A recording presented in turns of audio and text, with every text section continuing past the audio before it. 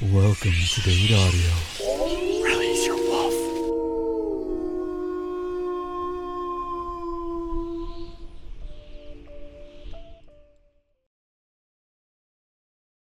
Previously, on An Orc Flirts With You, you and your orc lover Taggart had decided to move out of the small adventuring town and find yourself in a peaceful, bigger city. Shout out to Waterway Wordsmith for this amazing series. Oh, hi, love. How was your trip? Good. Oh, how long has it been since you've been able to visit your family? I bet they were really happy to see you. Wow, that long? Are you, sure you're all right with being this far away from them? We're way closer than we used to be, but, it's still a 3-day round trip. I'd hate to think that you weren't getting to see them as much as you wanted to. No, I get that. It's good to have a bit of space sometimes. To be able to live your own life. Was that part of the reason why you moved so far away in the first place? Yeah, kind of the same for me. A young orc needs to go out and forge their own destiny eventually. I guess humans are the same, huh? Huh? Oh, me? You're gonna have to sit down for this. No!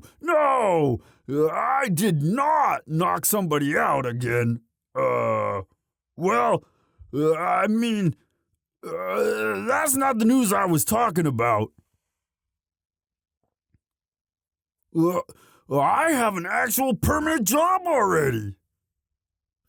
I know. I wasn't expecting it either. I thought I'd be stuck doing bodyguard gigs for merchants for at least a year before somebody would take me in. And get this. They're not even hiring me to scare people off. Or not just to scare people off. I got hired by a blacksmith.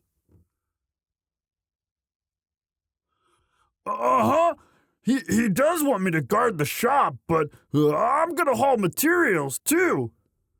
And best of all, he said he'd teach me a bit of blacksmithing. Depending on how well I do, I could get to be an assistant instead.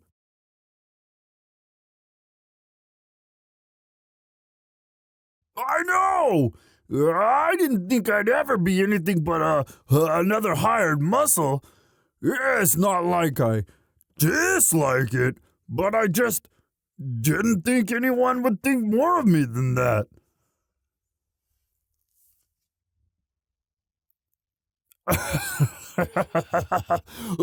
Other than you, I mean.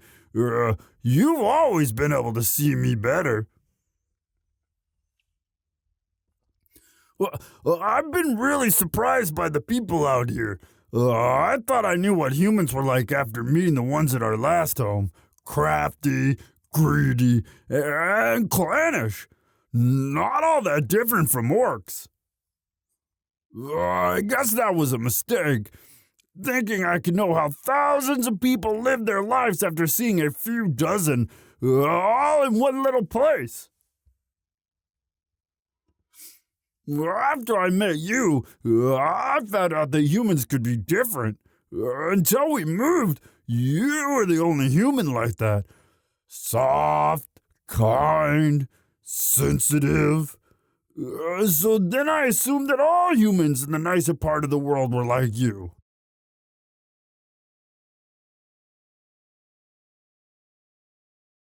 But, now that I've been living out here, I figured out that you're special. There isn't anyone, human or anything else that's quite like you. No, I mean it. You were a bit wary of me when we first met, but you listened to me. You thought about what I was saying. People here, they assume that I'm not smart enough to know better than them. No, it's not a big deal. Just stuff like if somebody asks me for directions, but it doesn't sound right to them, they say I must be confused. Even if I tell them I live just down the street from the place that they were asking about. Trust me, that's nothing compared to how folks were in the last town. You saw it for yourself. People listened, but only because they were trying to size you up, decide if you were an easy target. Hopefully, someday folks around here will understand me better. Until then, I'd rather be underestimated than be constantly on guard. But hey, I was trying to talk about you. You're not like these people. You always paid attention. And you know what else? You're a lot braver. Not like the knuckleheads in the last town. They were just stupid. 'Cause they didn't know to be scared of things.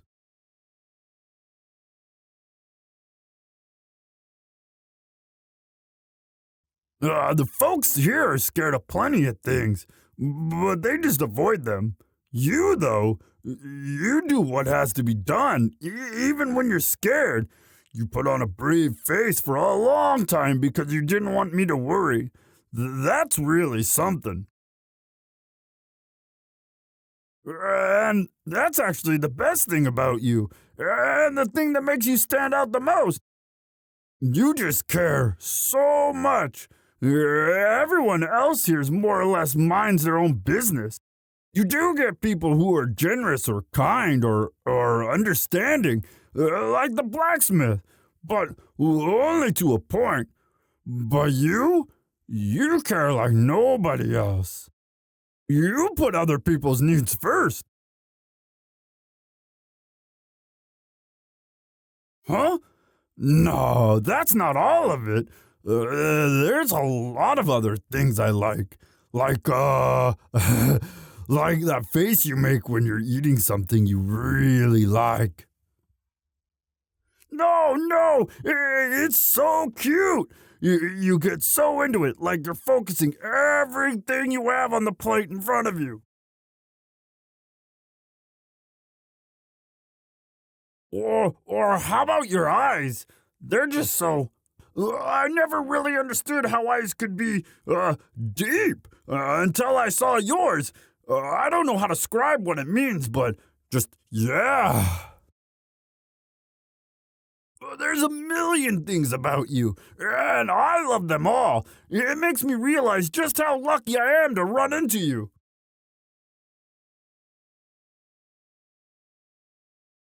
I mean, whoever expected an orc like me to end up with a human like you? You're just. I mean, you're kind of out of my league, if we're being honest. Uh, Smart, uh, kind, cultured, all of that. And here I am, barely able to read, no table manners, and I don't even know any trade skills. Though that's about to change finally.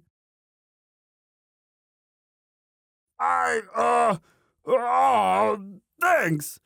Uh, I'm glad that somebody thinks highly of me. It means a lot that you always have such nice things to say about me.